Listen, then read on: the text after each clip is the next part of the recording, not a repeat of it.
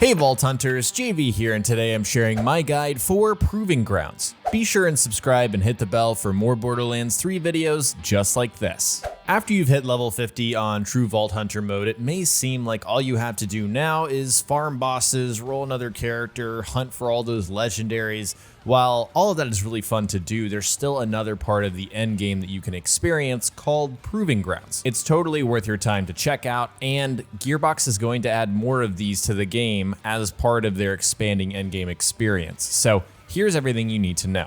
Starting with the basics, what is Proving Grounds? It's a series of challenging time trials, and it's considered part of the endgame like we mentioned. The primary goal is to kill all enemies in 3 separate areas or arenas leading up to a final boss, which you also have to kill. And you must complete those objectives in 30 minutes in order to unlock the final chest. If you can't do that, then it boots you back out, you failed, and you have to try again. There are also a series of optional objectives, and through the wording that Gearbox has given us, now I have done some preliminary testing, but not enough to definitively tell you guys one way or another. The more of these optional objectives that you meet, the better your rewards at the end. And we'll go into those optional objectives, what each one is, and the best way to tackle them in depth later in the video. Generally speaking, this is the repeatable end game content that's going to get you some really good loot if you're able to complete some very tough challenges. I wouldn't by any means consider this a way to farm for legendaries. I wouldn't even look at Proving Grounds in that light. I would say this is something that's very challenging. If you ratchet up the difficulty all the way and put it on Mayhem 3 on True Vault Hunter mode, you can do that and it will feel rewarding to beat, but it is very difficult and something that only the best players and min-max builders will be able to handle.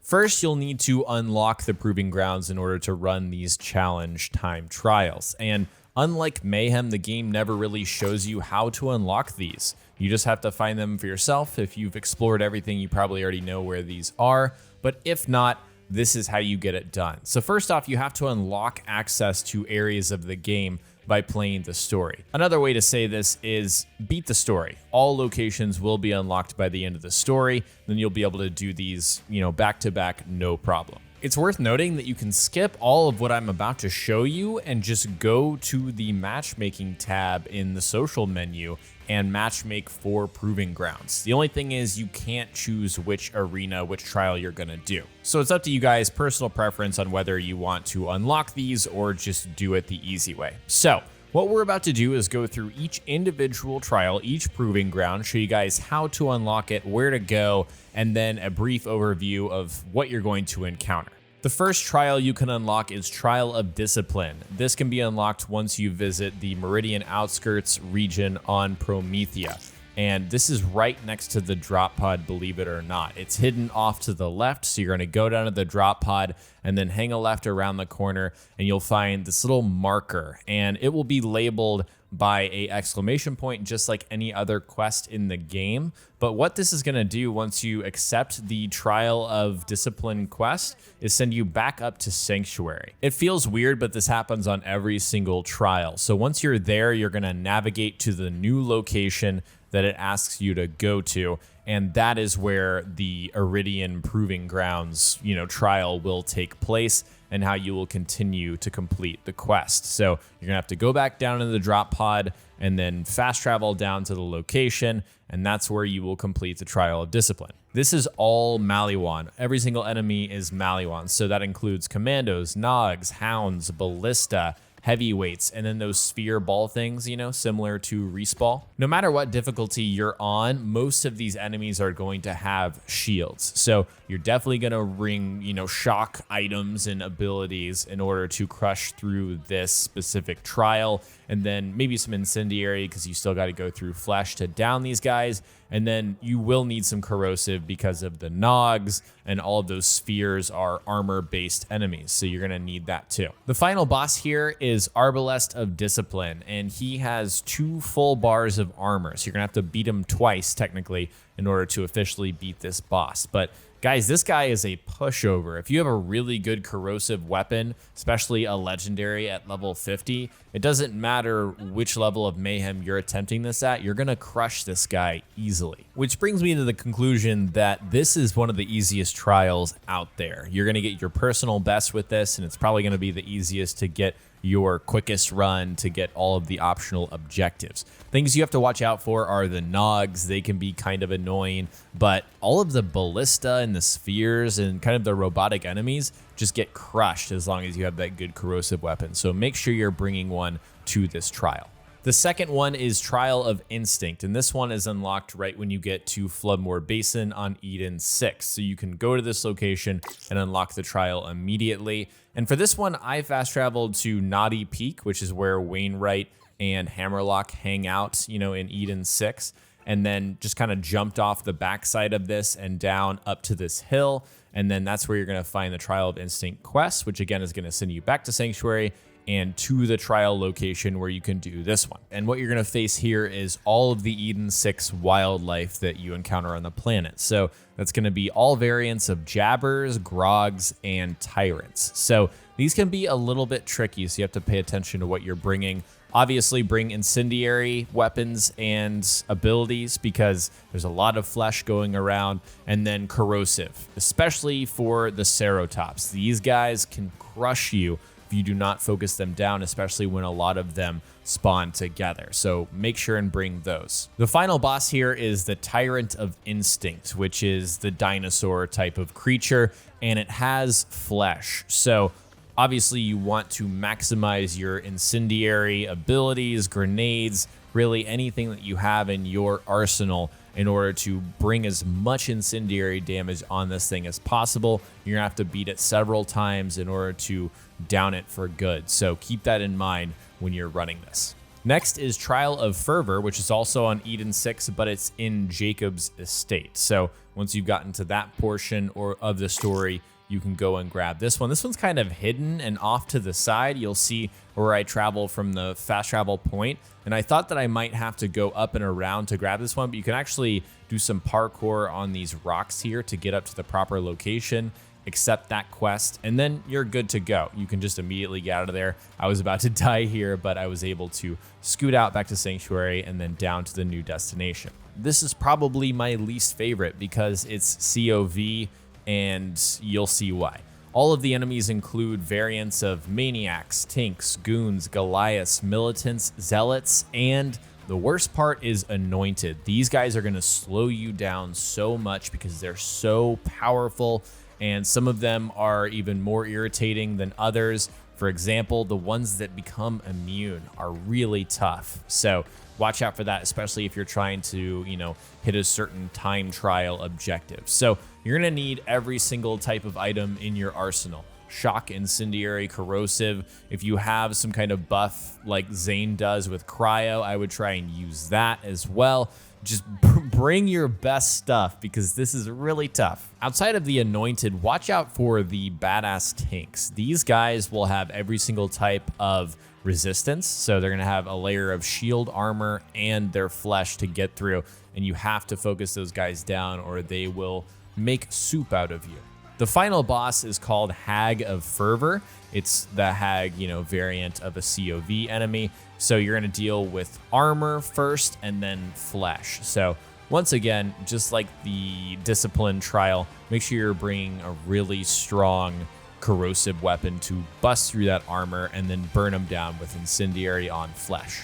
The next two will be unlocked when you go back to Pandora in the course of the story. So you start there, you go away, and then you come back. That's when you'll find the Trial of Survival, which starts in Devil's Razor. And from the Roland's Rest fast travel beacon, you basically want to cut a path straight across the map to this little secluded area. That's where you're going to find the quest for Trial of Survival, and that's how you unlock that one. Go to the destination, and then you'll be able to run that. Now we have Trial of Survival, which is the Pandora wildlife. So enemies will include skags, varkid, rack, and spider ants. And for this, you'll need to bring incendiary and corrosive items and weapons. You're going to have some enemies that do have armor you need to punch through, but most of it is flesh, so bring your fire-based weapons.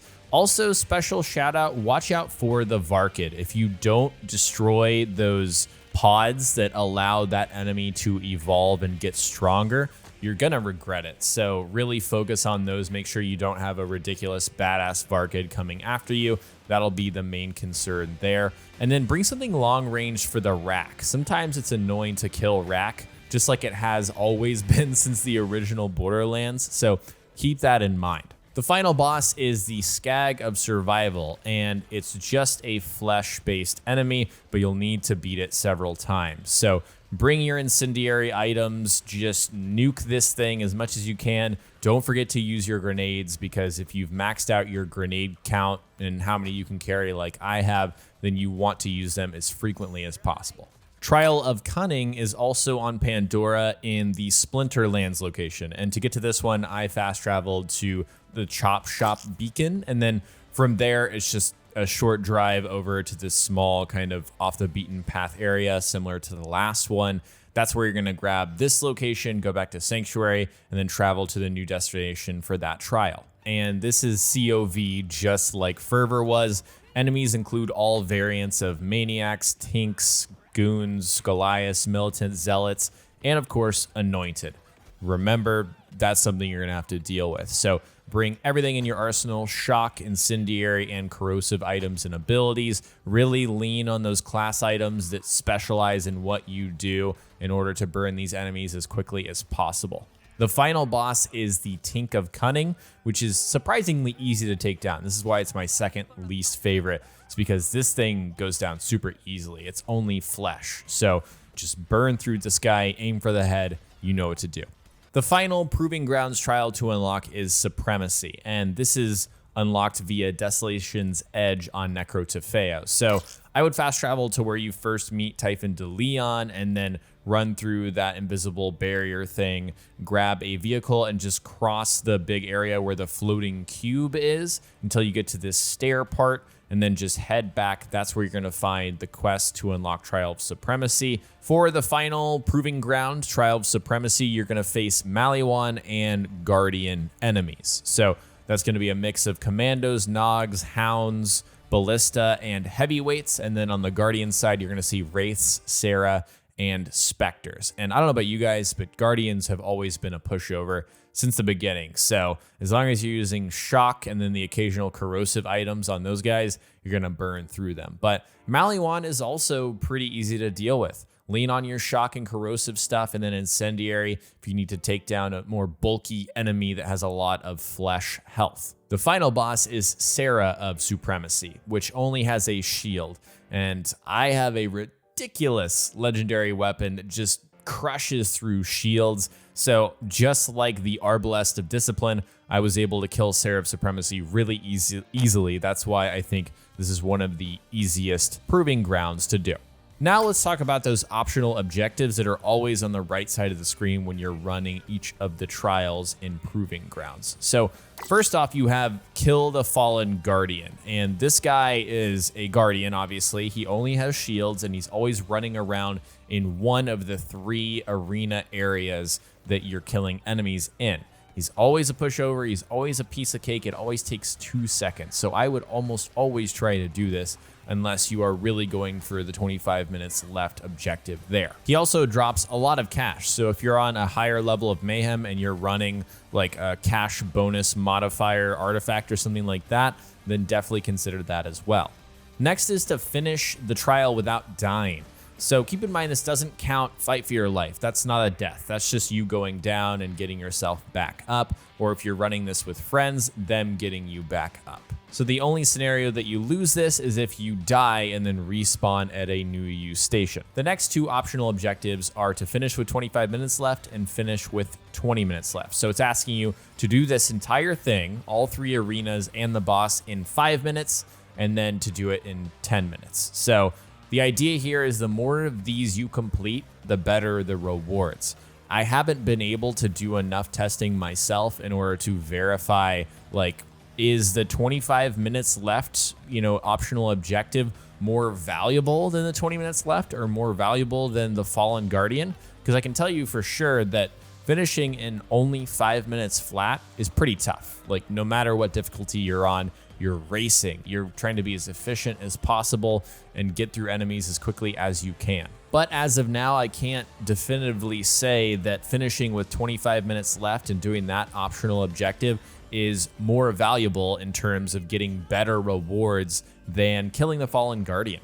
Because I know for sure, as I've mentioned, Fallen Guardian is so easy, and then finishing with 25 minutes left is very difficult. So that's something I'm gonna do some more testing on and then come back with a more advanced video down the road. We're gonna wrap up the video with some general tips, things that I think you should know when you're first hopping into these trials that I haven't already mentioned. First off, this does scale with your level. So if you do wanna hop in some trials right when you get to Meridian Outskirts, you can unlock this immediately and go in and try these out. But if you're gonna do it at level 50, it's gonna be much more difficult, especially with Mayhem, which affects this mode just like any other. So if we're talking about each different mode and then Mayhem on top of that, if you're playing on a normal playthrough and you're playing with no Mayhem, that's the easiest version of this. And then just like every other part of the game, if you add on True Vault Hunter, it's going to be harder. And then if you add on levels of Mayhem, it's going to be even harder. I briefly mentioned being efficient in order to get those time trial based objectives, but what you're going to really have to do is a lot. You're going to have to maximize critical hits. You're going to have to maximize your movement speed. You're going to have to change around your kit if you're Amara, for example, based on the type of enemy that you're facing at any moment in time. Doing that stuff is going to allow you to hit that 25 minutes left objective. You're also going to have to find a nice balance between movement speed abilities, again, that you normally wouldn't take because it's like, why would I do that, versus dealing more damage versus survivability. It's a tough balance that you're going to have to find depending on your Vault Hunter. So this is something I'm going to do more testing on and then come out with a video later on to help you guys with that. That is it for this starter guide for Proving Grounds. I hope this gave you guys a good primer for the mode, helped you understand what you're going for and what the purpose of this is in Borderlands 3. In the comment section below, let us know what is your best run in the Proving Grounds. Now, I fully expect I'm not the best, pro gamer in the world. I fully expect some people to find this easier than I do, but I find it genuinely difficult, so I'd love to know how you guys are faring in the Proving Grounds. Share your experience in the comment section below. If you enjoyed the video, hit the like button, remember to subscribe and hit the bell for more Borderlands 3 content. If you want to stay up to date, follow me on social media, Twitter and Instagram, and join my community on my Discord server. Thanks so much for watching, and I'll talk to you next time.